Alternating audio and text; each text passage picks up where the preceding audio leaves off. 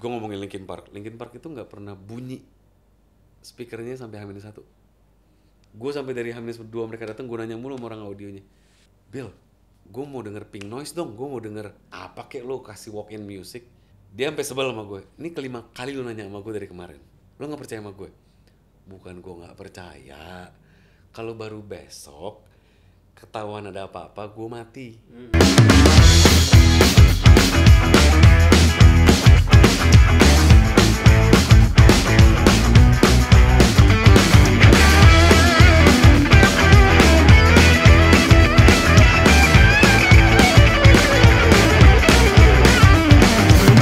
Ya, kita kembali lagi di Poser episode 12. Tepuk tangan dong.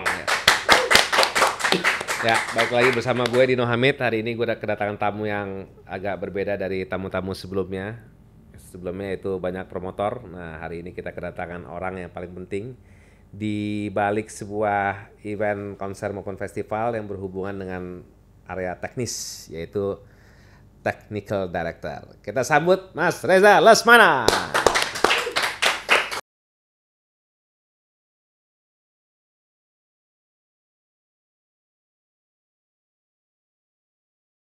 Nah, sebelumnya welcome bro, thank you. Terima kasih Bapak Dino. Bulan puasa ini meluangkan waktu, tapi sekarang ngabuburit lah bos ya. Boleh. Kita ngobrol-ngobrol. Jadi Poster ini acara industri sih sebenarnya bro. Jadi mengenai ekosistem pertunjukan konser dan festival musik khususnya gitu. Kemarin-kemarin di episode sebelumnya gue kedatangan sahabat-sahabat gue yang bergelut di dunia promotor gitu. Ya. Nah kali ini belum lo datang, kita kedatangan Mas Bro Kemot ya kan, dia sebagai kreatif director di beberapa konser ya kan, dan hari ini lo datang juga sebagai profesional di in charge yang di sebuah acara lah gitu. Jadi kita pengen ngobrol-ngobrol sekaligus sosialisasi ke audiens gitu ya, para penikmat konser festival, bahwa di sebuah pertunjukan itu selama ini kalau bicara promotor lebih banyak ke scope bisnisnya gitu kan. Ngeliatnya kalau audiens datang sebuah event gitu, konser, festival, kelihatan wah seru-serunya, padahal dia nggak tahu tidurnya, prosesnya dan lain-lain gitu ya. Ada challenge, berbagai macam challenge. Nah makanya gue pengen tahu dari sisi lo sebagai technical director, mungkin pertama kali lo perkenalkan diri dulu ya kan, terus kedua apa sih sebenarnya tugas technical director tuh di sebuah acara tuh fungsinya apa gitu bro, coba di share. Ya sebelumnya saya Reza Lesmana, untuk saat ini gue berada di sebuah perusahaan namanya Backbone International Indonesia. Kita adalah sebuah kantor cabang dari sebuah dibilangnya event technical services. Secara bahasa umumnya kita punya dua core bisnis. Kita bilangnya ada technical production. Di dalam technical production ada production management, itu menjadi satu bisnis core. Satu lagi overlay management. Ya memang itu bahasa secara jamak yang gue pelajarin kalau sekarang, Din. Tapi sebenarnya kalau bercandaan gue ke orang tua gue sampai hari ini nggak tahu apa yang gue kerjain gitu ya. Gue bilangnya, kamu kerjain apa sih? Gue kerjain kuli panggung. Kalau ada kuli ngebangun bangunan rumah gitu ya, gue kerjanya kuli panggung. Tapi memang sebenarnya kenapa gue bilang kuli panggung? Tapi lo film mahal bos. Alhamdulillah. Kulai, bahasanya banyak kulai ya. Enggak kulai. Jadi sebenarnya sama di bangunan tuh ada arsitek, ada engineer. Sebenarnya di kita ada, cuma di kita ada HOD, head of department, lebih ke teknisi segala macam. Sama ada arsiteknya juga. Nah, sama memang yang mungkin yang bikin gede belakangan di dunia teknis ini karena jarang yang ngejalanin di kita. Sangat jarang gitu. Maksudnya di services itu jarang gitu ya? Gini, di Indonesia menurut gue ada mispersepsi orang produksi. Orang produksi tapi hanya in charge di site di hari H ketika loading. Nah, ketika sebenarnya dibilang technical production management, yang mahal itu adalah pre-produksinya. Betul. Persiapannya. Betul. Kasarnya lo belum memperkirakan kejedotnya di mana, apa yang harus disiapin, digambarin secara skalatis. Itunya aja sih sebenarnya. Di kita masih agak jarang ilmunya juga. Gitu. Ya, gue yakin juga selayaknya orang lain, gue sendiri nggak belajar. Latar belakang kuliah gue sangat jauh dari apa yang gue kerjain. Cuma memang dari awal kepleset ke industri ini, karena emang gue penasaran gitu. Dulu pertama kali ngeliat, kok kalau band luar soundcheck cepet-cepet banget. Dan gimana caranya gitu, kok agak-agak magic gitu. Nah dari situ tuh penasarannya timbul, karena memang dulunya juga gue anak bandin yang gagal. sadar diri, Iya. musiknya tidak menghasilkan uang, sedangkan we've got bills to pay kasarnya. Tapi dari semenjak gue manggung di atas panggung tuh gue suka ngeliatin kalau gue menjelang soundcheck orang tuh ngapain sih gitu. Gue suka nanya-nanya aja. Oke. Gitu sampai akhirnya kita di challenge lah waktu itu. Ada salah satu promotor, gue sebutin namanya Emil Mahyudin. Oke. Dulu dia adalah IO yang bawa gue tour sebagai band. Oh gitu. Tahun berapa itu, Bos?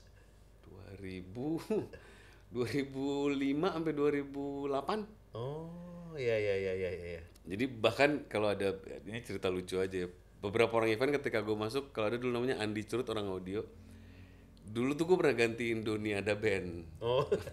Dulu ada gua, Ale, ada beberapa vokalis lah gitu. Oke. Makanya pas gue ke produksi dicelain tuh orang-orang itu karena mereka tahu gitu. Lu punya dulu anak band gitu. Padahal gue Berarti berharap lo praktisi juga ya berarti ya?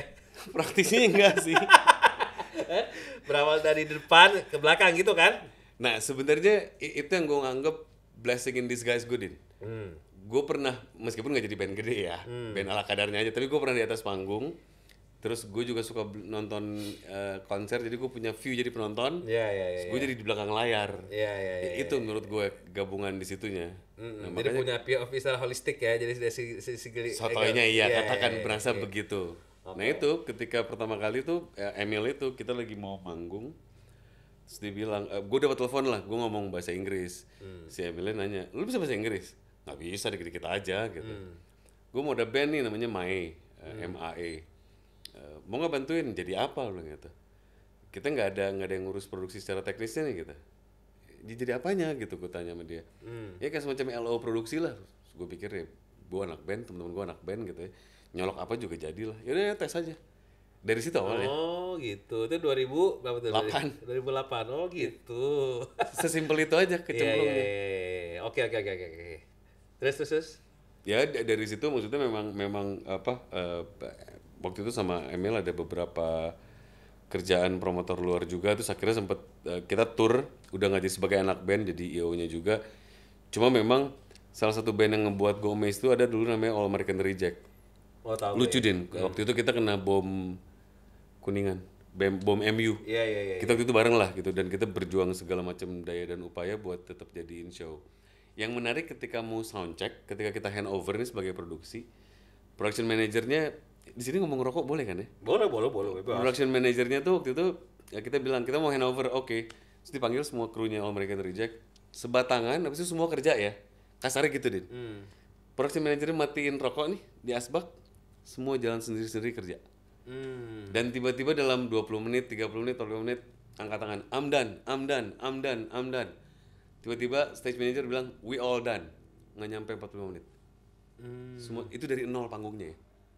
Di situ gue amazed kayak kasarnya kayak kok mereka bisa ya begitu ya, sedangkan kita di Indonesia kadang soundcheck udah lama hasilnya gitu-gitu aja gitu. Yang dicari juga gue nggak tahu apa gitu. Dari situ gue sampai nanya sama production manager, itu ritmenya gimana kayak gitu. Dia semua harus tahu apa yang dikerjain, udah nggak nanya lagi. Dan ketika gue matiin rokok tuh nggak ada yang ngobrol. Itu makanya mainly hours mereka dihargai. Iya. Kasarnya di situ gue salah satu production manajernya All American Reject itu yang gue banyak nanya pada saat itu. Dan bahkan ketika bongkaran sama seperti itu, artis turun sebatangan, gue kasih komando, barang masuk freight semua, masuk hard case, masuk ke kargo semua. Kejadian lagi kayak begitu. Itu 2 kali gue ngeliat si band itu, dan gue sama beberapa partner dan temen gue kayak kegelitik lah gitu, kok bisa ya kayak begitu. Nah, dari situ ketemu band lainnya lagi, ada yang lebih ajaib lagi, bawa Copland, datang 4 player, 1 manajer, road manager, tugasnya dia nge-setup, dia nge-tuning, dia segala macem. Itu lebih gila lagi, kita nanya juga, lo cuma 1 orang, ya ngapain gue bayar orang lain kalau gue bisa kerjain sendiri, gue tinggal minta labor aja dari lo gitu. Dari situ penasaran kita, mulailah production management tuh kayak apa. Oke. Dari situ.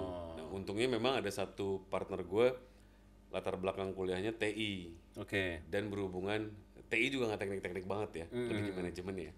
Tapi mereka pakai gambarnya AutoCAD, Skalatis. Kita agak jatuh cinta sama aplikasi itu. Nah dari situ semua yang kita lakukan waktu itu dibilang, in technical world you have to own 2 process. Satu punctual, satu actual. Jadi keakurasian itu sangat dipertanyakan lah gitu. Nah, makanya kita mulai belajar dari si Cat ini, gambar panggung gimana, karena pernah satu momen ngegambarin panggung dengan segala hormat gue sama aplikasi lain, tapi tidak pakai aplikasi skalatis, diketawain. This is a joke kata dia. Oke, karena nggak presisi ya. Betul. Oh, oke. Lu orang technical, semuanya harus dipertanggungjawabkan secara teknis gitu. Dia bilangnya bill of material gitu. Lu pakai teras berapa panjang ini? Bahkan harus bisa menjawab ketika gue tanya bautnya aja berapa yang lo pakai.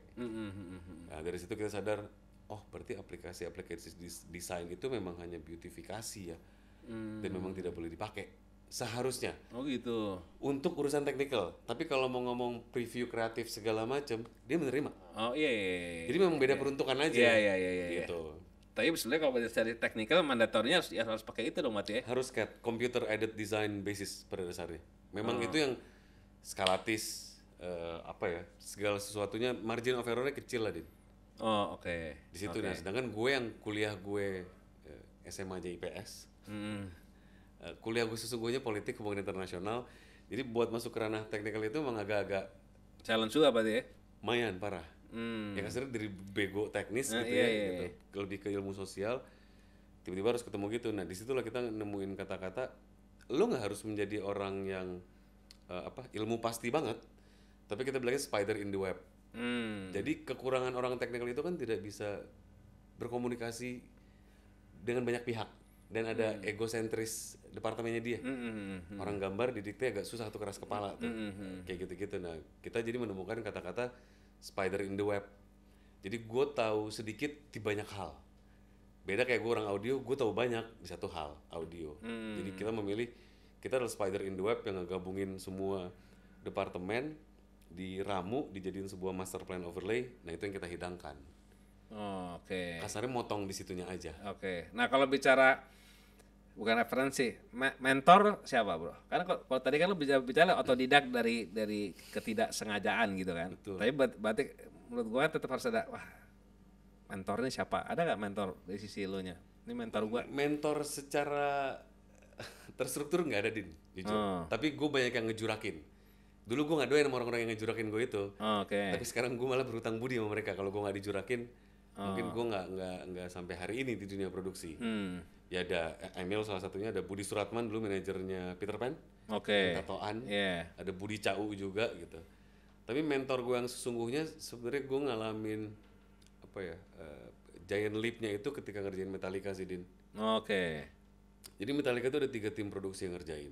Ya, kita waktu itu Berarti Metallica nih konser internasional besar pertama lo nih ya, as a technical stadium show pertama gue. supervise atau level director tuh jatuhnya tuh. Enggak sih, masih gue nggak bisa ngomong job title-nya karena pada waktu itu ada 3 tim produksi.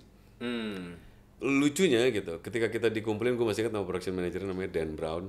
Ketika kita dipanggil lagi advance, lagi apa, survei, dia bilang kata-kata, gue udah background check kalian semua, kalian pasti akan mengurusi technical artis gue secara baik gitu. Tapi dia tiba-tiba nongol dengan pertanyaan, tapi di sini gue mau nanya, gimana cara kalian akan mengurusi 65.000 diehard fans Metallica akan datang, dan they are coming hard, they're coming might be drunk, kata dia.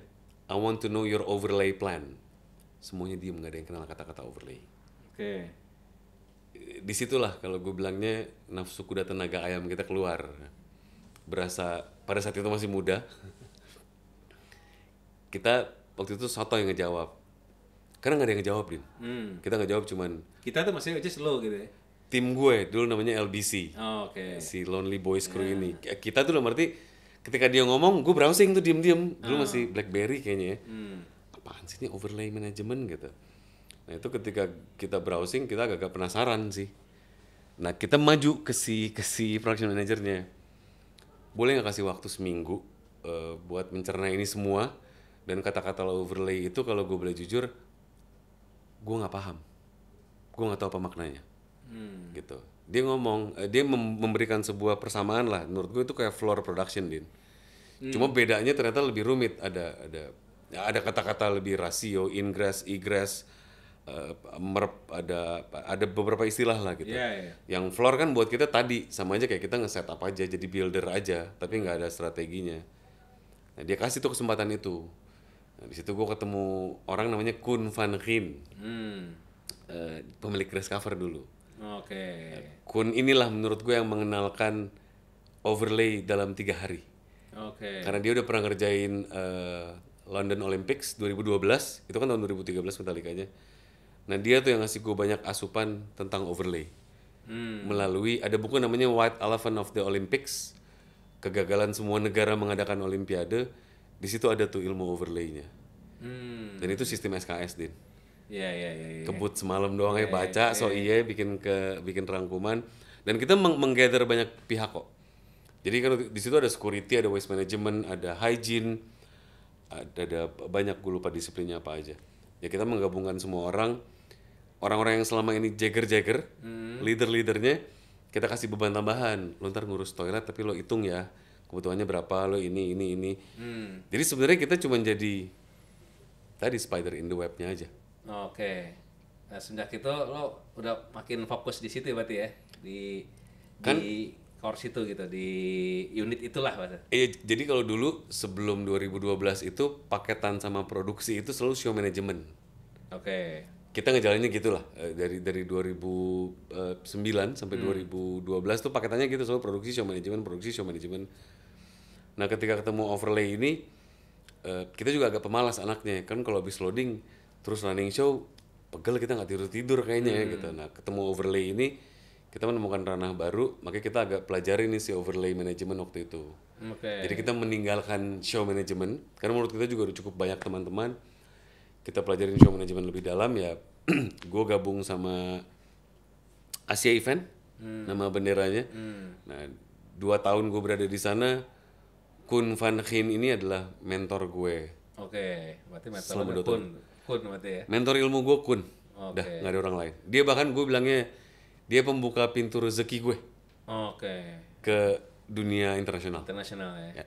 Oke. Nah, kalau bicara internasional berarti setelah itu ada project internasional dong, luar Indonesia yang lo jalanin. Ya betul, dari Metallica itu kita ketemu berbagai macam pihak dan 2013 ya 2014 gue gabung sama Asia Event ini. Asia Event itu bawa Dreamfields, program festival tapi dari Belanda. Oke, itu di Bali tuh ya? Bali di GWK. Iya. Bali di GWK. Dan jujur gue secara pribadi dan tim kita itu tidak mendengarkan musik tanpa lirik. Jadi kita nggak paham dance musik tuh kayak apa, DNA-nya kayak apa, karakternya kayak apa. Tapi kita agak nekat mengiyakan, ya udah kita kerjain aja EDM festival ini. Nah di situ menurut gue dunia yang beda lagi. Dengan dekor, dengan tadi DNA. Gue masih ingat banget orang kreatifnya begitu mau menggambar desain panggungnya ayam, Din. Iya. Tapi sebelum dia ngegambar desain panggung, dia ngajak gue ke pasar di Bali, beli semua ayam yang ada di pasar. Dia nanya sama gue, Reza yang mana ayam Bali sesungguhnya? Mana gue tahu kan ya. Sampai akhirnya gue ketemu kayak tokoh di pasar itulah gitu. Gue sampai nanya, boleh bantu saya nggak? Ini boleh nanya ayam Bali sesungguhnya, dijelasin. Dan itu kayak hoki ya. Ketemu orang yang bener nih kalau ayam Bali bulunya begini, warnanya begini segala macam. Dan dia menggambar dengan sketsa tangan, plek. Ini yang gue mau, Reza, gue mau ketemu bener ayam Bali. Jadi mereka begitu menggambar sebuah festival tuh, gue baru tahu filosofi mereka tuh punya nama Dreamfields itu, it's a dream, semuanya makhluk kayangan. Lo nggak boleh ada makhluk fiksi yang seolah-olah adalah hidup, nggak boleh. Jadi dia bener-bener, gue belajar tuh dari dia tuh. Lo ketika bikin festival, lo bikin karakternya segitunya ya, Dreamfields, ngawang-ngawang. Tapi lo nggak boleh terlalu science fiction, nggak boleh berat, nggak. Ya tapi ya ini makanya kan dia waktu itu ke Garuda apa segala macam. Nah ngawang-ngawang tapi gue jadiin sebuah konsep aja. Nah di situ gue baru paham bener-bener. Dia sampai minta finishing dinding dekornya, Din. Reza lo pegang nih ayam, nah gue mau nanti teksturnya kayak begini. Macam dipegang ini dekor ntar sama orang-orang. Tapi ya si kreatif directornya sedetail itu. Dia nge-push kita. Gue jujur hampir balik kanan karena dekor. Karena saking gak sanggupnya gue, wah gila, ini gue capek sih gitu. Maksudnya dalam arti memang di push. Mereka sangat mikirin dari pertama kali parkiran orang turun, itu mereka bilang, Reza gimana caranya orang sudah merasa di dunia mimpi di Dreamfields. Mana gue tahu ini parkiran gitu. Ya dengan segala macam lah mereka naruh elemen-elemen gitu-gitu. Nah di situ yang gue hampir mundur gue, jujur aja. Salah satu event. Karena itu hal baru juga buat lo kan? Iya, dari ngurusin technical band kayak Metallica terus ketemu EDM kan. Iya, beda karakter, beda ya. beda banget. Dan lagi-lagi si overlay itu nongol lagi. Gue belajar serving management, bar management. Kenapa di bar itu mejanya harus 2 di sebuah festival? Kenapa ada sistem token, memperpendek semua proses. Dia menggratiskan air mineral, itu juga gue amazed. Oh gitu. Karena by law di Eropa itu festival lebih dari 12 jam lu nggak boleh jual air mineral. Karena lu membesarkan tendensi orang buat overdose. Oh, Orang mampu beli drugs, orang mampu beli alkohol. Tapi orang cenderung tidak mau beli beli air mineral. Nah, sedangkan buat mencuci itu kita ngomong EDM, gue ngomong fair apa adanya. Iya, iya. Di EDM kan segala substance berkecamuk tuh. Iya, iya. Nah, di situ gue sampai amazed. Oh gitu ya, bahkan ketika lagi tuning lucu nih. Risa kok orang Indonesia tuningnya ke atas banget ya gitu. Hah? Emang kenapa? Salah. Kalau EDM itu semuanya di mix di perut. Jadi tuningan dia long throw frekuensi itu nendangnya ke perut din. Gue tanya emang kenapa? Lo minum alkohol, lo minum substance, lo minum pil, lo minum elemen lain. Itu semua yang ngocok perut. Jadi semakin perut lo enak ke nama frekuensinya. Gue baru tahu nih bos. Nah kayak gitu-gitu mereka tuh punya keilmuannya din. Wow, kira gitu Jadi ya. kehalusinasiannya pecah sesungguhnya. Gue nggak pernah pakai ini ya, gue nggak pernah mengkonsumsi pil. Jadi gue nggak ngerti halusinasinya kayak apa gitu. Nah ketika dijelasin gitu, karena Dreamfields itu dulu panggungnya ya, dekornya gede 60 meter lebarnya, LED-nya kecil-kecil. Tapi gue baru ngeliat bener-bener, maksudnya pertama kali waktu itu, lampu simple LED ya kotak-kotak kecil. Tapi begitu dia bikin show running order, rundown pada dasarnya, wah itu menurut gue emang bener, oh oke, ini orang-orang sih mikirinnya goks. Dari mulai audio, operator laser, gantian ngegawangin kapan main lampu, kapan LED keluar, kapan laser keluar. Ya itu yang bikin ternyata halu pecah tuh di situ. Iya. Terstruktur dan outputnya orang dampaknya ke experience ya. Nah itu maksud gue sampai ya, audio frekuensi lo pikirin buat nendangnya ke perut, karena memang setelah gue pikir-pikir, tahun kedua gue coba, gue minum lah, gue mengkonsumsi sesuatu, dan bener, Gitu ya. lo berasakan berarti lebih. itu standarnya mereka di industrinya, di industri di sana, atau memang dia punya inovasi, wah ini gue harus nyerangnya ke perut, karena suka ada gitu juga kan. Enggak, standar mereka begitu. Standar mereka gitu ya. Jadi kalau di luar itu kan vendornya beda ya. Jadi orang audio itu tidak pemilik barang. Oh. Nama vendornya namanya Noise Boys. Jadi anak-anak engineer aja. Dan mereka memang mikir lo punya genre apa, mereka punya folk song, punya apa, di Belanda juga ada musik-musik kayak dangdut joget agak-agak reggae-nya ya. Itu beda-beda semua Menarik settingan. juga ya, berarti emang ada gokil juga tuh. Berarti emang dia bisa tahu banget apa karakteristik audiensnya, begitupun dengan dampak audio visual terhadap audiensnya gitu kan. Betul. Ya, kalau visual udahlah kebayang kalau kita kasih Iya. warna, kasih laser apa kan terus mata kan. Ya, Mata ya. ke audio pun pikirin tuh ya. Frekuensi. Mana frekuensi bahasa. Betul. Gokil. Kan kayak lo kalau dibilang kita dengan musik rock nendang kerasa ke Iya, dada lo gitu ya. dada, iya, Nah, ini lo di kocok di perut Gokil, pakai frekuensi. gokil. Ya kayak gitu-gitu Menarik. Oke. Oke. Terus. Iya, dari Dreamfields itu alhamdulillah lumayan sukses sepertinya. Berapa tahun ya? 2 tahun ya? 2014 2015. Iya 2 tahun ya. Akhirnya gue sama satu temen gue namanya Asa, kita 2015 dibawa ngerjain Dreamfields di Belanda. Oke. Biar Sampai sekarang karena masih ada nggak tuh? Udah nggak ada ya? Masih. Masih ada ya? Dreamfields Setiap tahun ada? masih ada. Setiap bulan apa tuh? Dia biasanya Mei. Oh bulan Mei ya? Summernya mereka kan Mei Juni ya. Iya. Pertama kali kita diajak, jujur tuh pertama kali gue ke Eropa tuh Din, 2015. Tarzan gue, dinosaurus. Begitu ke site tuh, genset udah diatur katakanlah pakai sebuah iPad ya. Load sharing, load balancing, segala macam gitu. Komunikasi udah canggih banget apa segala macam. Di situ kita bener-bener, gue berasa Tarzan. Oh pantesan gue ketinggalannya sebagai di Indonesia teknologi ya. Semua sistem juga lah pasti kan? Jauh. Sistem kerjanya gitu maksud gua ya. Sistem kerja menurut gua agak-agak mirip, cuman di kita agak terlalu cowboy aja. Kalau dibekukan kita ngejar. Tapi kalau ngomong teknologi alat bantu, skill teknis, lumayan ketinggalan. Oke. Gitu. Kasarnya gue pertama kali datang ke sana tuh sebagai ditanya kan lo apa? Di Jakarta kita bisa ngomong technical director, di sana karena gue baru gue technical producer. Kita lihat surat IPAF lo, IPAF tuh CEO kalau di sini surat izin operasi. Bisa nyetir forklift? Bisa. IPAF lo mana? SIM yang ditanya. Oke. Yang pertama kitanya gue nyetir forklift sama nyetir boom lift sama bawa truk trailer lah gitu. Itu yang dites pertama kali. Basicnya. Nggak ditanya apa-apa dulu gitu. Ya kita ngeluarin barang itu karena di Belanda agak cukup, di Eropa lah ya. Manusia tuh mahal, jadi kalau ada barang datang tuh yang ngeluarin tuh orang-orang produksi. Pakai forklift. Jadi forklift kalau disewa nggak pakai kunci. Misalnya toilet datang, meja datang. Kita semua lompat ke forklift, nurunin barang dari truk, supaya truknya cabut. Ya di situ gue dapat pengalaman lumayan lah, beberapa event di Belanda kita kerjain, sekolah luar biasa lagi. Balik ke Indonesia ya gue minta naik Dreamfield tahun depan. Dia minta ada automation, ada apa lagi. Oke. Di situlah maksud gue bener-bener gue baru belajar, tapi memang belajar gue paling ngebelalak lagi ketika gue ngerjain Tomorrowland 2016. Tomorrowland. Nah, Tomorrowland gimana tuh, Bro? Wah itu lebih mengerikan lagi. Lo ngebangun loadingnya aja hampir 1,5 bulan. Itu kan boom di Belgia nama site-nya ya. Ibaratnya kayak gue bilang satu kelurahan kali ini nih. Dibeli sama tuh orang. Iya. Gua waktu itu ditaruh tadinya buat di sana, tapi tiba-tiba keluar namanya Unite with Tomorrowland. Gue dioper ke Jepang. Oke. Jadi ini kayak live streaming.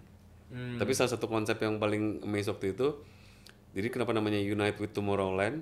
Ada satu momen di Belgia, gue lupa, Belgia, Israel, Jepang, Lebanon, ada beberapa negara gitu gue lupa. Itu operator semua lepas tangan. Lighting, video, audio dikontrol dari Belgia. Semuanya tuh. Semuanya. Gue sampai amazed ketika semua operator lepas tangan. Seniat ini ya si bule-bule ini ya. Dan gue sampai Real time tuh ya. real time. Gue booking satelit selayaknya pertandingan final Piala Dunia kualitasnya. Redundant, nggak boleh nge-lag. Kita sampai booking satelit. Nggak, jadi di Jepang sendiri orang lihatnya virtual atau LED aja. Tapi ketika misalnya gue waktu itu DJ siapa katakan Armin lah ya. Armin lagi ngomong Hi Japan itu same time di Jepang juga sama dia dengarkan dengan Hi Japan. nggak ada perbedaan waktu ya? Nggak ada latensi. Itu sih salah satu persiapannya menurut gue cukup gokil juga. Berarti lo manage yang di Jepangnya nih berarti nih? Iya, gue manage 2 kali di Jepang sama 3 kali. Jepang, Taiwan sama Yunani. Oke, sama format itu juga live stream berarti itu ya? Sama. Real time live stream gitu ya? Sama. Itu ada audiensnya di situ tuh kan? Full, beli tiket biasa. Jadi gue waktu di Jepang tuh gue lupa nama klubnya apa gitu. Oh di klub nih ya berarti ya? Di klub, gue lupa nama klubnya, tapi cukup hits. Ya, di klub kalau yang di Taiwan gue di Kaohsiung, di kayak Dufan gitu lah, kayak theme parknya. Kalau waktu di Yunani di bekas bandara kayak di Halim. Di nonton full LED aja gitu? Tapi ada lighting, ada macam-macam juga, ada laser. Jadi laser semua lampunya bergeraknya samanya pasti ada perbedaan sedikit ya, tapi warna laser pergerakan itu 3 jam itu connect antara boom Belgia sama seluruh dunia. Kasarnya gue punya telepon satelit juga. Kalau ada trouble tuh udah bukan ngomong WhatsAppan lagi. Jadi di satelit yang kita booking tuh di embed kita titipin sinyal, audio, video, data, plus emergency call. Jadi gue ada, tau sih telepon berdering zaman dulu kayak operator-operator di bandara. Sebegitunya ditaruh di FOH. Oh gitu? Iya, jadi karena kita semua koordinasi langsung sama Belgia. Ya itu salah satu yang juga menurut gue amazed lah. Itu kan kerjasama sama salah satu vendor konsol lighting ya. Sama Grand MA waktu itu. Ya cuma menurut gue ya keren lah. Tapi sayangnya mungkin penonton nggak tahu. Yang ngomong keren gue doang. Karena di FOH aja yang ngeh. Yang penonton ngeh kan hanya si artisnya ya, real time. Tapi ketika lo ngeliat semua operator lepas tangan, gue agak amazed tuh, agak norak. Tapi itu formatnya one way aja atau udah bisa two way, si DJ di Belgia-nya bisa lihat juga kondisi bisa, di Jepang, semua. bisa juga ya? Iya semua. Oh seru tuh ya. Bahkan ada DJ-nya juga. Gue bahkan waktu di Kaohsiung itu wali kotanya Kaohsiung ngobrol sama DJ di Belgia. Udah kayak udah kayak live live interaktif. Live interaktif ya, gokil juga. Udah nggak tuh itu ya sekarang ya? Semenjak Covid kita berhenti. Gue ngerjain 4 tahun sorry. 2020 berhenti, belum ada lagi lah. Belum ada lagi ya. Iya. Menarik juga tuh ya. Menarik. Ya itu tadi karena beberapa teknologinya kasarnya sesimpel network tuh se-advance itu ya. Kita bisa kirim-kiriman time code apa segala macam. Di situ gue banyak belajar lah. Karena ketemu pabrikan-pabrikan juga. Bukan cuma ketemu Berarti kalau operator. secara teknikal buat di sini pun bisa kan? Bisa dong. Bisa. Nah, tuh kalau ada investor yang suka tuh ketemu Roland bisa tuh kita obrolin. Bisa. Bisa ya? Cuma memang nggak ketemunya waktu malamnya aja, Din. Oh, beda waktunya ya, kita benar ya. Perbedaan waktunya. Jadi harus ketemu sama-sama masih gelap dan masih cihuy. Soalnya mereka selesai jam 1, jam 1 2. ya, jam 2 ya. Berarti jam 2 sana jam Beda 6 jam sama kita kan, 6-7 jam. jam 8 pagi sini ya. Yes. Oh, kecuali kalau kita mau nariknya yang jam sore-sorenya mereka gitu ya. Betul. Iya, iya. Oke, nice. Nah, setelah Tomorrowland yang challenge terbesar apa lagi, Bro? Asian Games. Asian Games. Tapi Asian Games tuh ya oke lah itu. Asian Games susah tapi tidak susah itulah ya. Iya. Kalau gue ngerasanya. Kalau yang Coldplay gimana Coldplay? Kalau Coldplay bisa dibilang setelah COVID tuh menurut gue dunia single show berubah, Din. Maksudnya berubah gimana tuh? Dulu kita kenal riders, Iya. technical riders. Iya. Belakangan riders itu sudah jarang dilihat. Band-band itu tadi kembali lagi kenapa gue ngomong CAT, semuanya ada di file CAT. Dia hanya ngasih file DWG. Kita harus ngecek di zoom in sedetail-detail mungkin, kayak misalnya ini lampu ya, lo ngebautnya dari mana, kabel power dari mana, kabel linknya dari mana gitu. Nah itu semua hanya di CAT.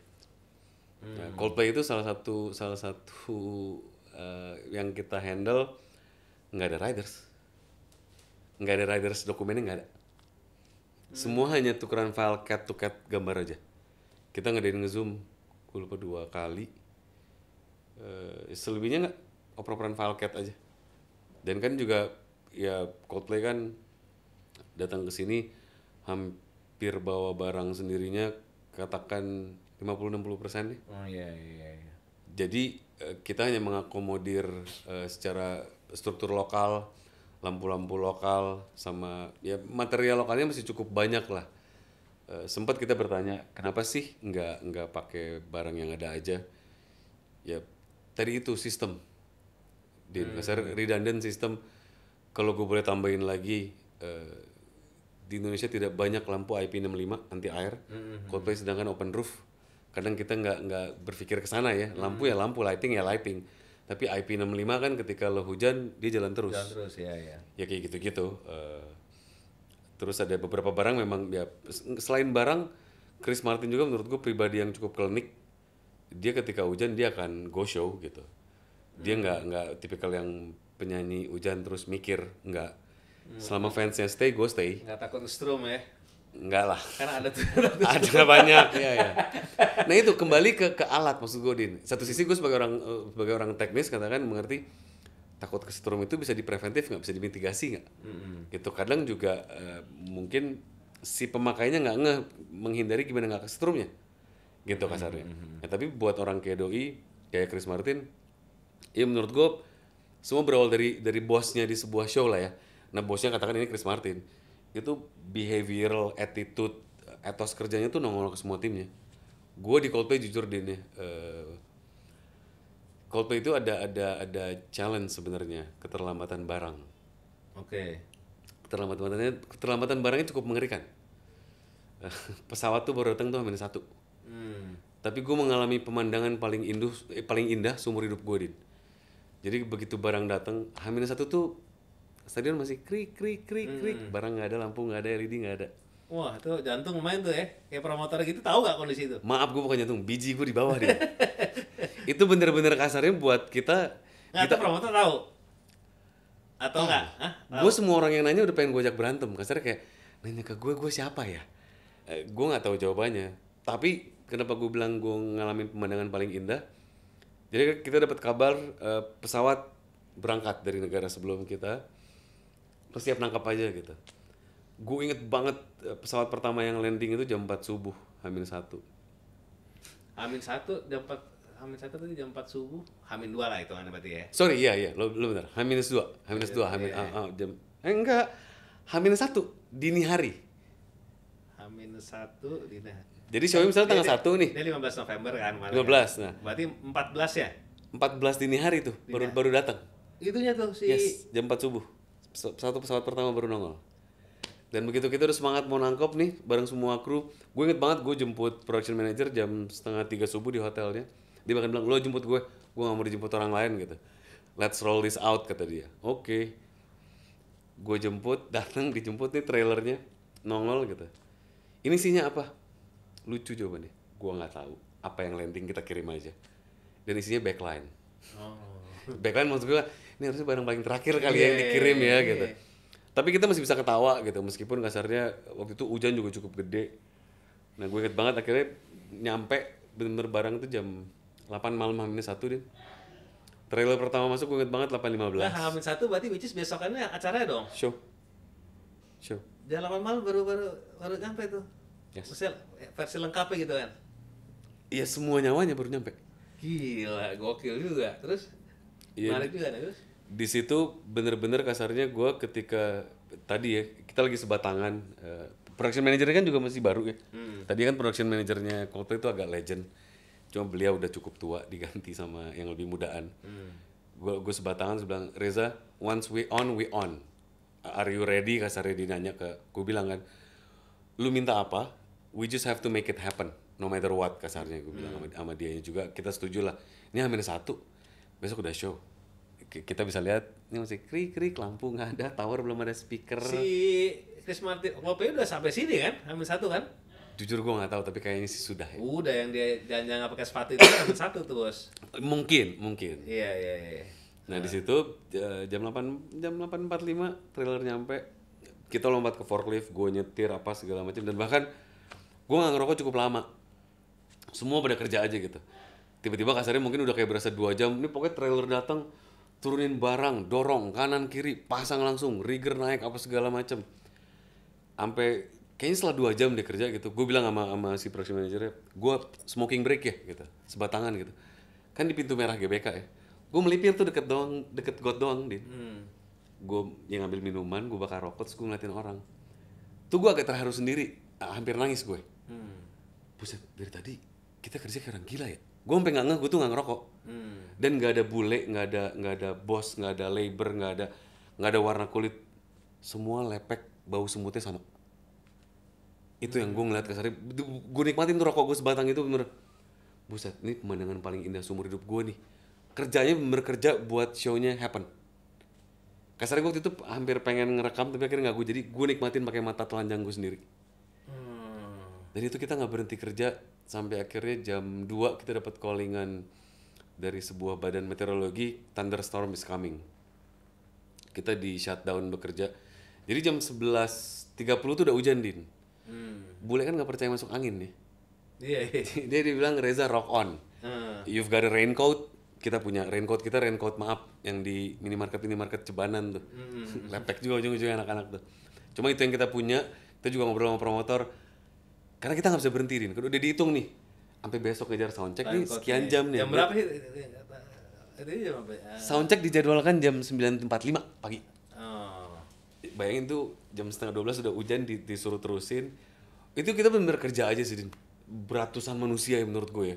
Gue nggak inget. Mau supir truk, mau satpam di GBK, mau cleaning service segala macem. Oh itu Gerak gokil. semua tuh ya. Geraknya parah. Gue kenapa ngomong bau semut ya, kasarnya bener.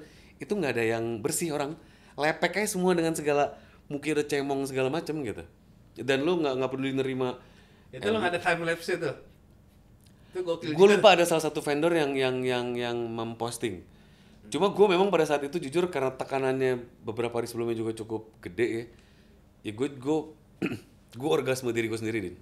Gue benar-benar menikmati, gue bersyukur, gila nih gue pemandangan ini mahal banget.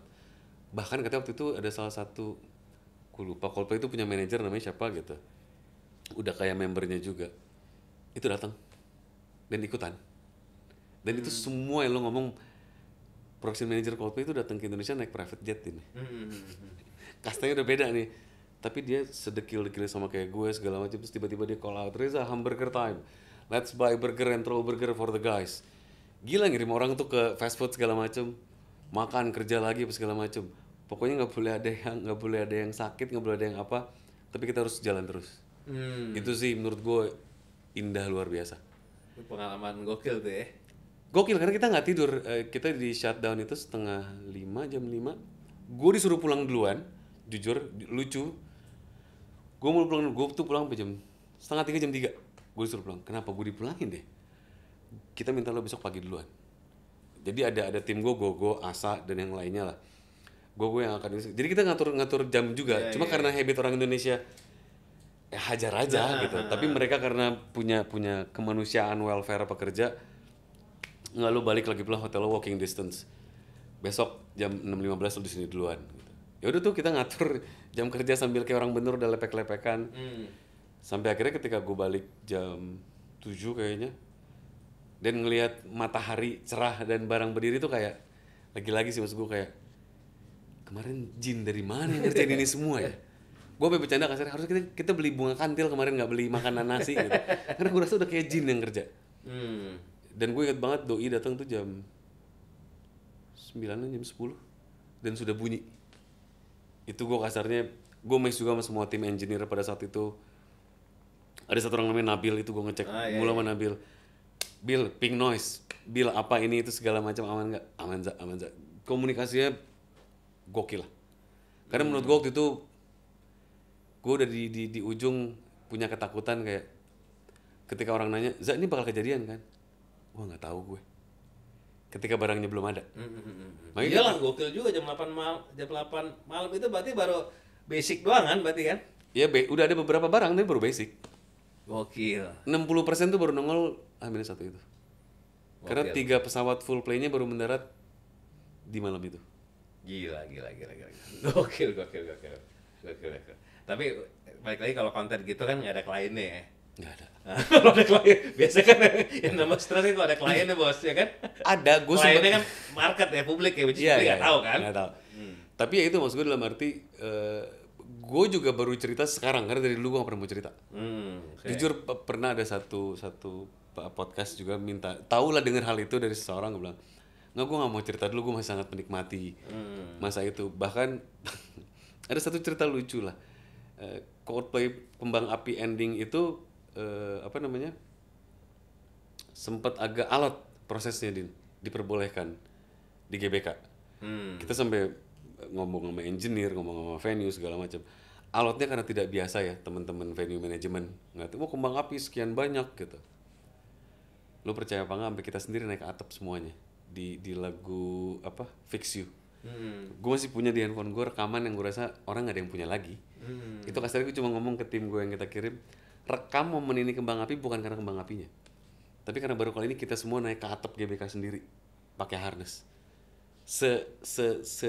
Kita mau ngejaga acaranya sebegitunya. Kita nggak mau ngirim random orang apa segala macam. Pada saat itu kita percaya sama semua vendor, cuma kita ada ketakutan, ini udah capek nih, udah fatigue nih, udah wasted banget lah ibaratnya gitu. Takutnya keputusannya nggak gitu. Jadi kita kirim kepala aja lah ke atap. Itu gue rekam dan kasarnya kayak gue sendiri suka merinding sendiri. Belum pernah gue publish. Oke. Nyanyian 88.000 orang dari atas GBK pakai handphone gue sendiri kasarnya nggak pernah gue publish. Kadang masih suka gue nikmatin sih. Iya. Gokil. Ini orang nggak tahu nih, berarti di sini doang baru lo share nih. Iya. Cerita ini. Baru di sini aja karena belakangan sempat ada yang jadi tahun lalu gue mengalami roller coaster terberat dalam hidup gue. Sampai gue punya kesimpulan kita tuh nggak salah aja tuh kadang diomongin orang ya buat hal yang jelek gitu ya. Apalagi lu bikin kesalahan. Iya. Dan kasarnya gini, gue mengapresiasi pada saat ini sebenarnya kenapa gue cerita, sebanyak orang itu loh yang bekerja sangat amat keras luar biasa buat ngedeliver sebuah show. Betul. Dan gue nggak bisa mengapresiasi banyak. Kita hanya bisa ngasih apa sih, makanan din ya. Fee kan kewajiban ya, bukan apresiasi ya gitu. Jadi pada saat itu gue kasarnya juga yang gue berterima kasihnya production manager Metallica itu gue Coldplay, ketika beres bongkaran dan ketika mau pamit, dia pamit ke semua orang jalan sendiri. Makasih. His own hand dan teman-temannya sendiri dibawa, lo semua harus makasih. Ini salah satu tim yang paling menakjubkan yang pernah kita punya dengan cobaan yang dihadapin kemarin. Dan gue bilang, boleh nggak lo say it out loud ke teman-teman yang bekerja, bukan ke gue. Gue hanya remeh perantara di antara semua ini gitu. Tapi yang mereka ini, dan dia ngomong ke semuanya. Oke. Gitu kasarnya. Bahkan ada satu email lah yang dipublish dan gue sampai ngeblas ke beberapa orang. Oke. Kasarnya gue juga bilang, ini terima kasih buat kalian semua ya. Itu yang kadang apresiasi di kita yang sangat jarang, Din. Iya. Gitu kasarnya. Iya. Hal kecil ya, nggak berakibat duit. Iya, benar. Tapi kalau tahu ada orang berterima kasih sama lo karena hal itu kan benar. mahal menurut gue lah. Betul. Itu attitude juga tuh, Bos, ya kan? Betul. Iya. Wah, keren, mantap. Nah, setelah cosplay apa lagi, Bro? Setelah cosplay ya challenge yang gede-gede dan ya setelah cosplay kita hanya beberapa stadium show kita nganggapnya, cuma memang Bruno Mars datang dengan lampu di bawah sendiri semua. oh, rumah semua lampu sendiri semua tuh ya. Yes, nggak ada lampu lokal sama sekali. Oke. Dia bawa LED USC dia, LED tengah dia juga bawa sendiri. Dia juga, gue rasa dia 2 full plane juga. Seinget gue, kalau gue nggak salah Bruno Mars tuh 13 atau 15 trailer gitu. Anggap berarti 13 kontainer 40 feet. Tapi tampilannya kayaknya sederhana aja ya. Kalau misalnya gue dari sisi POV orang kreatif juga Nontonnya ya? kayaknya simpel gitu, more simple dibanding Coldplay lah gitu ya. Atau Betul. enggak atau terlihat Lo orang kesekian yang ngomong gitu soal Bruno Mars. Iya. Mungkin dirasa gitu ya, tapi kenal lagi tadi rider sudah nggak ada, kita banyak ngobrolnya di CAT, di DWG, di gambar. Kita aja tuh tebak-tebak buah jambu, Din. Ini lampunya apa ya? Ini kalau sampai ada trouble dia punya spare apa enggak ya? Kalau sampai ada ini itu gimana ya gitu. Nah itunya yang kita sebagai local production harus bercandaan kita harus kayak Komeng, selangkah di depan. Mau nggak mau kalau dia kejedot dia butuh apa? Butuh sikring, butuh kabel. Hal-hal perintilan gitu yang kadang di kita punya kekurangan material, Din. Di negara ini ya. Iya. Kasarnya Kalau gitu. dia alat dari mereka semua kan? Parah. Sekonsol-konsol bawa sendiri, robospot base stationnya bawa sendiri.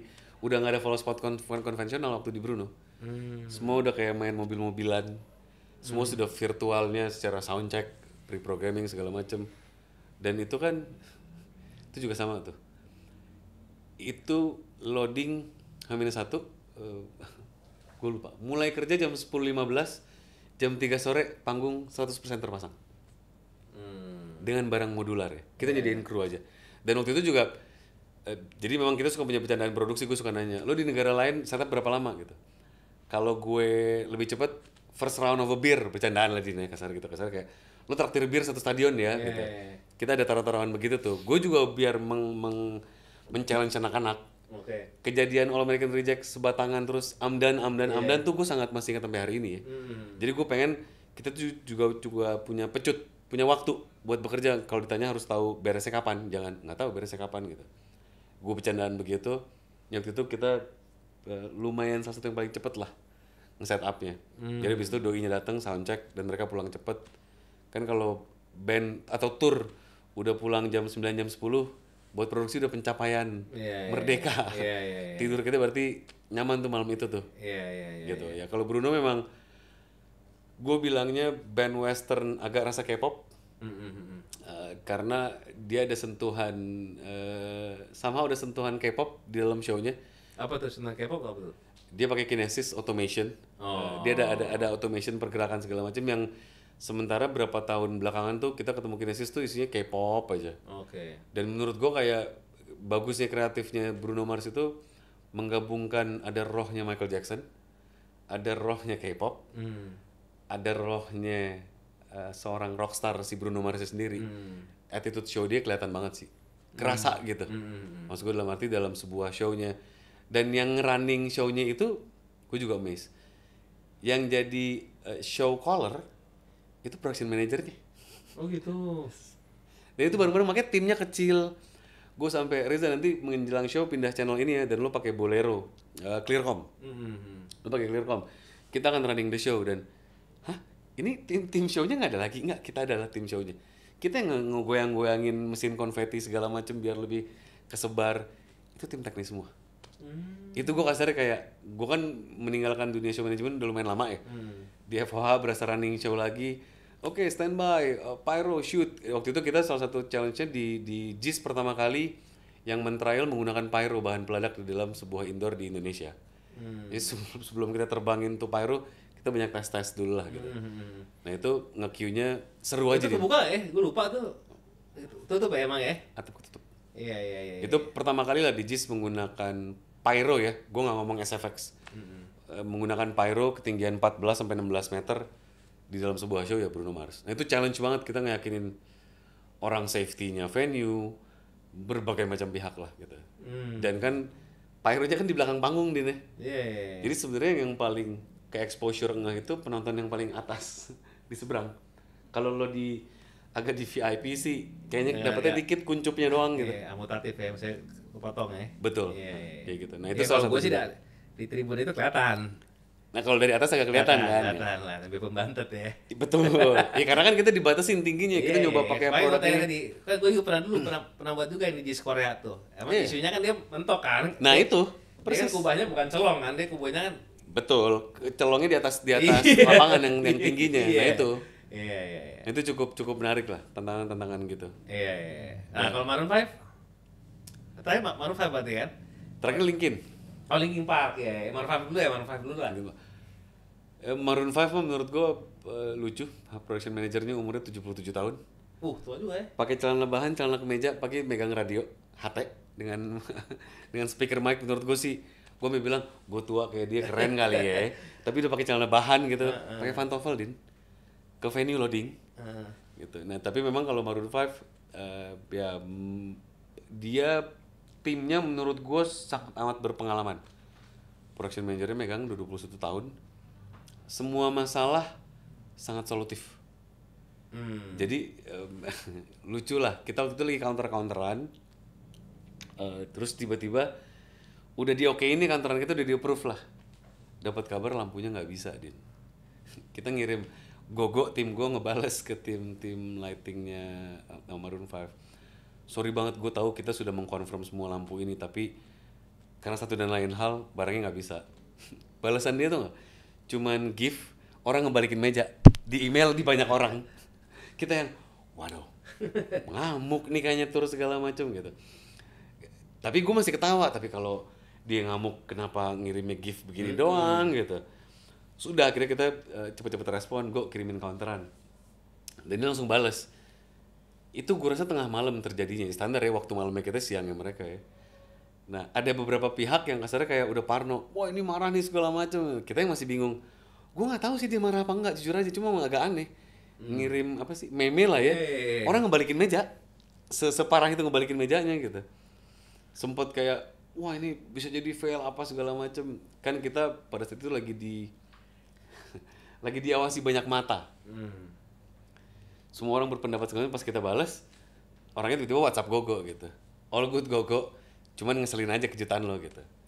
Ketawa gitu. Ya kayak gitu-gitu maksud gue, dalam arti timnya Maroon 5 sih sangat matang di jalan. Pre-produksi mereka minta konsol ke hotel segala macam. Sangat apa ya? Sangat advance lah. Karena dua band itu sekarang kita kalau produksi itu setup production day cuman Maroon 5 itu kita production day hari H. Maksudnya? Dia baru loading barang-barangnya hari H. Serius bos? Serius. Bruno Mars juga sebenarnya agak-agak mirip. Jadi gue nggak itu karena intensitas tour mereka udah semakin kenceng, Din. Iya. Dan mereka butuh, kita bilangnya redundant. Bahasa simpelnya anti peluru. Mereka butuh bekerja dengan hardware dan manusia yang udah tahu ketika ada trouble di shoot, makanya namanya troubleshoot. Bukan ketika ada trouble ditanya, ini kenapa nggak nyala? Kemarin sih nyala mas. Digaplok tuh gue. Gue juga nggak tahu nih kenapa nggak nyala. Gue digaplok tuh gue. Kita nggak bisa punya jawaban begitulah menurut gue. Dengan intensitas mereka yang udah, Reza gue harus redundant ya. Kenapa gue minta barang ini? Karena ini kita bilangnya bulletproof anti peluru. Ketika dia ada trouble, switch ke backup-nya langsung, Din. Otomatis gitu. Jadi lo mau ngomong lighting, kalau dulu kita ngomong tarikan kabel, tarikan kabel spare gitu, cuma satu. Gue sekarang bisa tarik kabel spare mungkin 2. Seharus redundant itu, seharus bulletproof itu kita show-nya. Jadi kenapa mereka, kita juga udah paham setahun belakangan, nih doi maunya kerja hari H doang nih, mau pekerja, mau biangnya, mau artisnya segala macam nih. Jadi ketika kita pre-produksi, kita agak banyak meeting sama vendor nih gitu. Dalam arti ini lo kalau sampai error, overheat, sinyal putus, kabel kegeleng orang, kabel rem nggak sengaja kesiram minum segala macem, what if Itunya banyak kita ngobrol tuh sama vendor, dan alhamdulillah teman-teman vendor sekarang Go ekosistemnya merasa lebih we're in this together. Ketika ada masalah kita lempar, dikunyah bareng dan di feedback bareng sih. Oke. Karena mereka sekarang bukan ngomongin, kalau dulu mungkin mau ngomongin intensity segala macam gitu, sekarang lebih ke sistem sih, Din.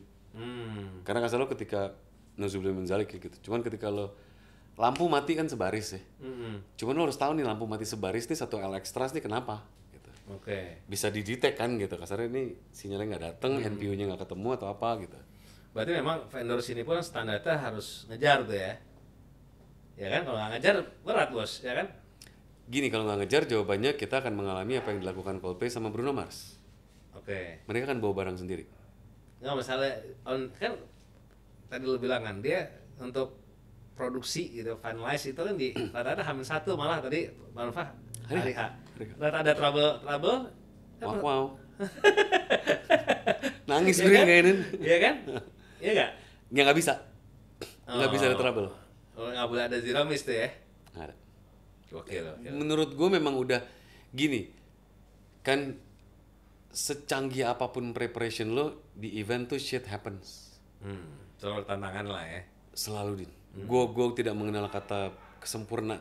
Bunda Dorce tuh bener ya, kesempurnaan hanya milik Allah gitu ya. Nggak ada, Din. Dari hal kecil aja pasti ada aja apesnya lah gitu. Cuman tadi mitigasi, kita jaga-jaga aja. Sesama, kita bilangnya HOD, Head of Department, mau lampu, listrik segala macam kita bilang, lo pada saling ngecek. Contoh sesimpel grounding. Grounding tuh hal yang kasat mata yang nggak terlihat, tapi ketika ada trouble bisa jadi racun utamanya tuh grounding. Nah kita kadang suka semua tes, panggil semua vendor, cek grounding sendiri, semua bisa diterima apa enggak. Kalau memang grounding masih gede, apa yang harus dilakuin, impactnya apa segala macam, ya kayak gitu-gitu aja. Sekarang kita tuh banyak musuh di technical itu tak kasat mata, dan sumber utamanya kadang adalah listrik. Oke. Kedua, flash disk, data, virus. Tiba-tiba misalnya show file gue hilang, mati lo. Nah, itu Gawat gawat itu, tuh. iya. Gawat tuh ya. Gawat. Makanya kadang kita kalau ketemu engineer, gue suka jadi juragan flash disk. Situ punya flash disk berapa? 1 nih gue kasih 2 lagi. Save yang banyak ya. Backup ya. Maksud gue dalam arti karena show file tuh kan nyawa ya. Gue kadang kalau dia yang santai, gue kadang kayak gue kasih SSD 2 tera lo lama-lama lo. Nggak gue kasih yang kecil lo gitu. Itu kasarnya kadang memang kita ngeliatnya itu lebih penting. Cuma bukan berarti yang lain lebih penting, cuma concern mereka lebih ke sistem network. Kasarnya kayak gitulah. Dan memang ya secara audio sekarang kan udah apa ya, udah teknologi Din ya gitu. Mungkin teman-teman audio kasarnya gue ngomongin Linkin Park itu nggak pernah bunyi speakernya sampai H-1. Gue sampai dari H-2 mereka datang, gue nanya mulu sama orang audionya. Namanya siapa? Bill, gue mau denger pink noise dong, gue mau denger apa kek, lo kasih walk-in music. Dia sampai sebel sama gue, ini kelima kali lo nanya sama gue dari kemarin, lo gak percaya sama gue? Bukan gue gak percaya, kalau baru besok ketahuan ada apa-apa gue mati. Ibaratnya gitu gue bercanda sama dia. Kita gak punya banyak pilihan dengan brand yang kita pakai ini, spare-nya apa segala macem gitu. No worries Reza, all good. Begitu dia bunyi hari H jam 11 siang, itu salah satu tuningan paling indah juga menurut gue tuh Linkin Park. Buat band kayak begitu sih, audionya tidak keras, tapi terdengar jelas. Semua instrumen. Nah, itu baru nyala jam 11 tuh. Hari H. Gokil. Muterinnya lagu Spotify Gretongan, bukan license. Plus iklan-iklannya kenongol di speaker. Gua sampai kasarnya, ini bercanda ya. Ternyata nggak, dia melakukan pengetesan juga. Ya gue mengetes pakai file random kayak apa Reza. Itu salah satu pengetesan kita. Banyak yang kadang kita nganggap jalannya, tapi ternyata itu adalah sebuah stress test. Yang kita nggak tahu ya, ternyata kan, oh buat voice over ntar lo butuh ngomong orang kan. Di walk-in music kan lagu doang orang nyanyi, nggak ada orang ngomong gitu. Ya ketika ada iklan di Spotify kan kedengeran tuh. Nah, kayak gitu-gitu gue, orang audionya sih menurut gue gokil, parah, luar biasa, keren ya. Karena gue jalan ke semua titik di Madya, kita bilangnya clarity.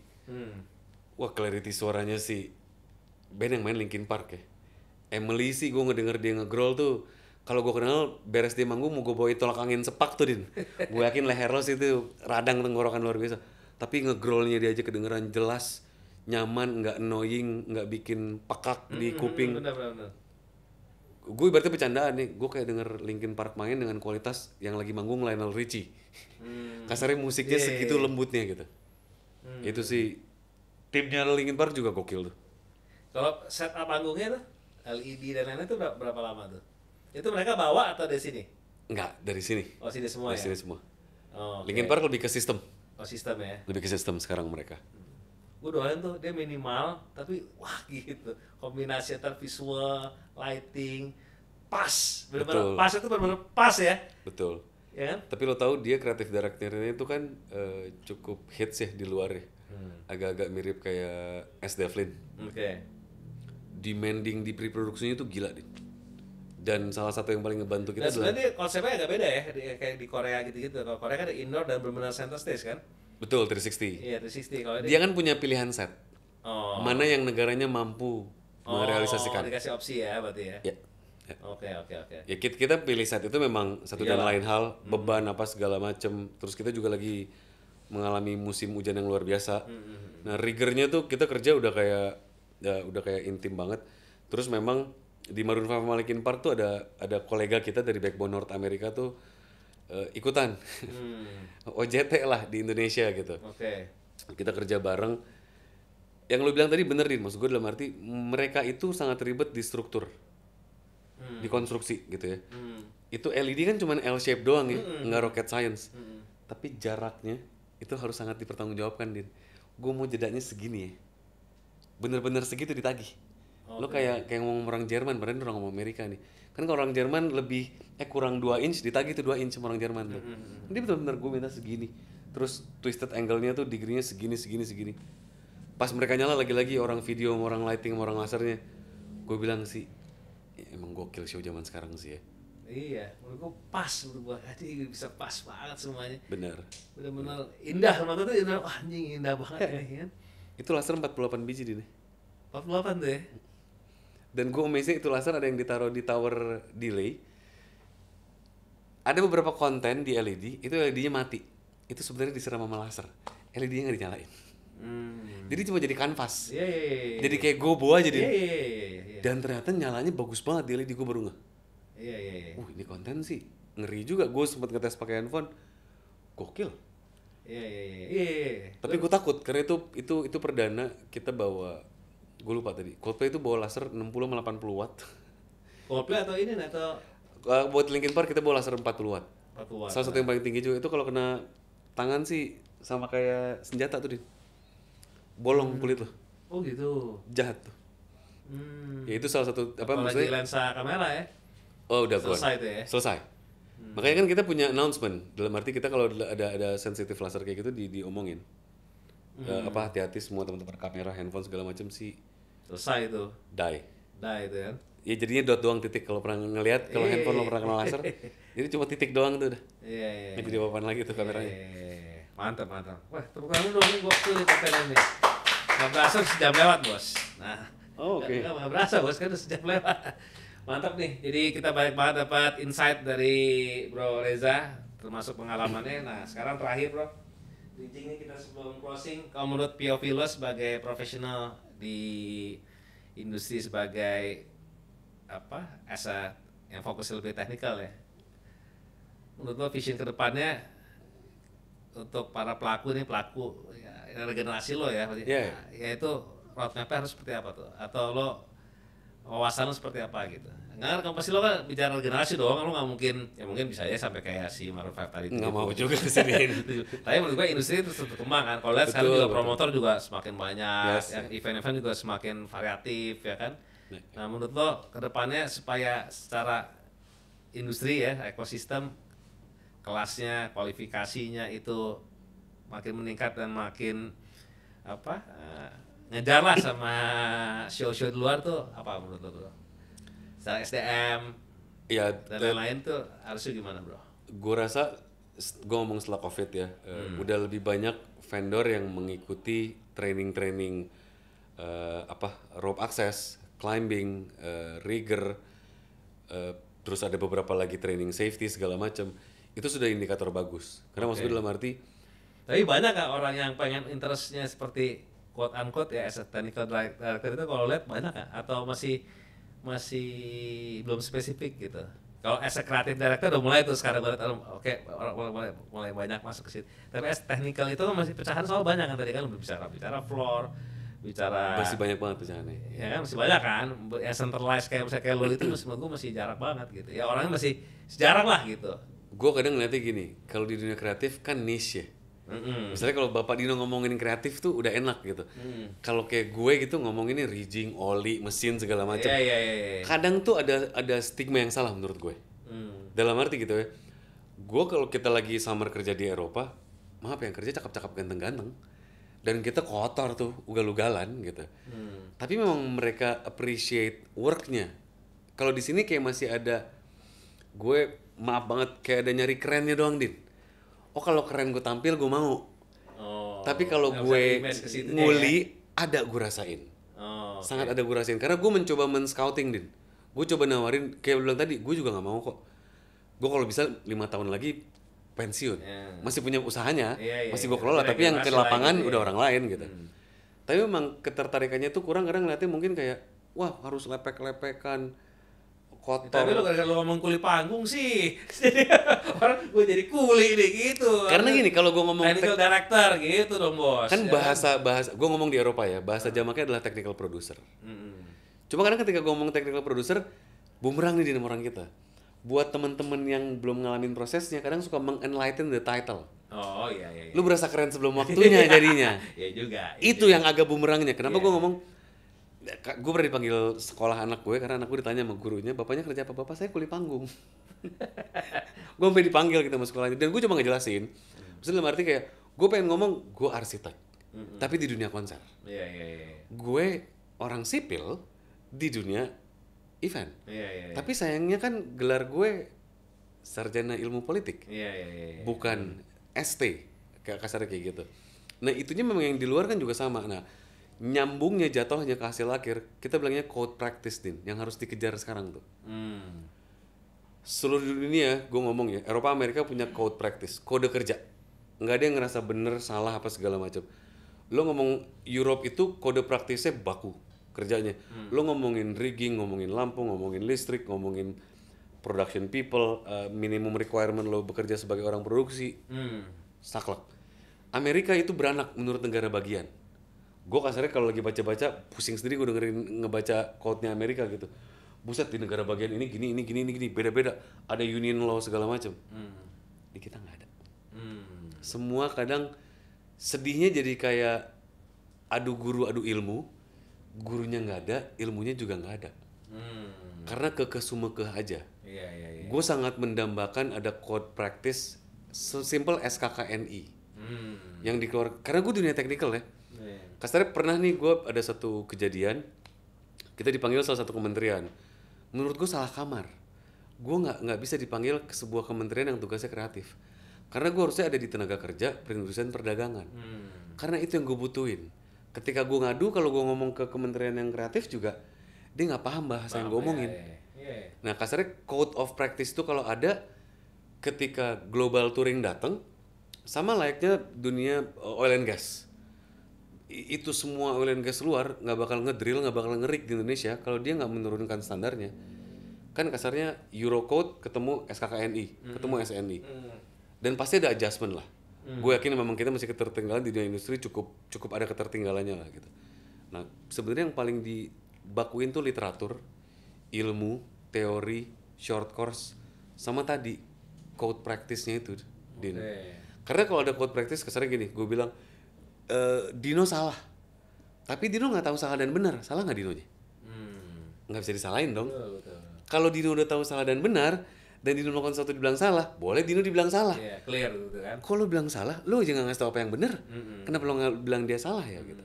Nah itu menurut gue yang apa yang harus dikejar. Sekarang kampus-kampus banyak ya, kampus-kampus event segala macam. Gue sih mau teriak ke kampus event dan juga ke kampus-kampus ITB, UGM, kalian yang punya technical, bahkan anak-anak STM nih, yang pada doyan tawuran, kadang gue bercandain nih ya. Cita-cita jangan mau jadi kerja di Honda, di Yamaha. Cita-cita lo jadi road manajernya Rolling Stone kayak.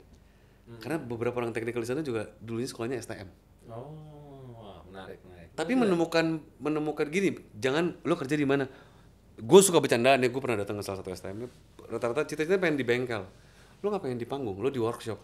Sama-sama bengkel kok, beda sebutan aja. Tapi yang lo urusin bukan mesin motor, tapi mesin lampu, mesin hidrolik, mesin apapun itu gitu. Prinsipnya sama. Nah ini kasarnya khasanah mata kita tuh kayak mungkin penjajahan masih berlaku di kita, Din. Jadi mata generasi bawah kita tuh nggak dikasih buka selebar itu. Lu cuma suruh belajar tapi lu nggak dikasih tahu cara mengejar cita-cita lu tuh gimana. Iya, visionnya gitu ya. Ya lu suruh 1+1 2. Terus 1+1 2 tuh bisa buat apa ya? Kasarnya gitu. Nggak kesananya. Jadi code of practice sama keilmuan ini salah satu yang menurut gue generasi muda harus belajar banget dan harus disudahi kayak gue. Gue belajar di jalan, Din. Sampai kapan sih gue nggak kejedot?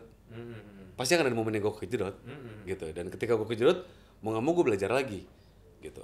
Dan ketika belajar lagi juga, belajar gue lagi, gue nggak mau gue kukum sendiri nih. Gue pengen ngebuka benar-benar, kita bawa kode baru ya, gitu. Ini kita sekarang lagi iseng lah. Kita lagi riset, kita bikin sebuah ini, dan gue bagi ke semua orang yang mau tahu. Dalam arti gini, Din. Kita lagi mengerjakan sebuah resume, kita bilangnya production for dummies. Nggak ada yang rocket science kok. Tapi lo sebagai orang produksi tuh ketika lo ngomong orang produksi, Berarti bentuk apa nih? Buku ya? Buku atau apa nih? gue rasa nggak akan jadi buku, hanya jadi sebuah modul. Oh, Kita nggak pengen berlembar-lembar kok. oke. Tapi semua departemen kita pengen ada. Nah ketika lo bilang, Res gue minta dong. Ketika lo minta, ini kayak yes to all ke gue ya. Ketika lo minta kan lo baca, dan kalau gue tahu, sesimpel gini, di dalam buku ini ada syarat lo orang produksi ketika ke venue lo harus pakai sepatu. Ketika lo pakai sendal, gue bakal celain lo luar biasa. Lo pernah gue kasih manual yang isinya kalau lo ke site, kita punya perbedaan penyebutan. Site itu ketika lagi loading, venue itu ketika sudah jadi hari H show-nya jalan. Ketika hari H lo mau pakai sendal, urusannya tim operation, udah bukan itu technical. Nah kasarnya ketika sesimpel itu dia datang pakai sendal, gue akan bego-begoin lo luar biasa. Karena menurut gue kan kita sama-sama tahu nih, Iya.